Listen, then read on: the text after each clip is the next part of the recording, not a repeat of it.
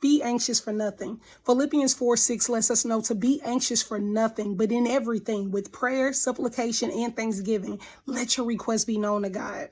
Have you been experiencing feelings of anxiety, depression, overwhelm?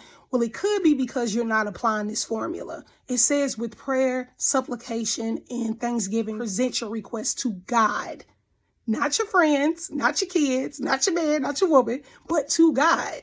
So I had to go to God and say, okay, Lord, what's the difference between prayer and supplication? And pretty much what I got out of it with this context is that prayer is something more general and supplication is a humble prayer, like a humble cry for something more specific. And then, of course, adding thanksgiving on the end of that. Thanking God that he heard your request. Thanking God that he's working it all out for your good. Thanking God that you are right where you need to be. When you apply that, then it says in verse 7, and the peace of God will guard your hearts and your mind in Christ Jesus.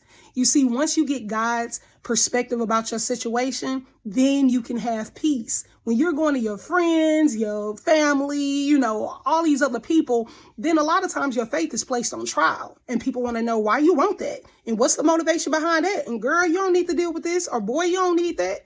That's not what we need. We need to present our requests to God and get God's perspective. Now, let me share this with you. The moment between when God makes that promise to you and when he fulfills that promise for you, there's a wait period there. And that wait period is for you to prepare.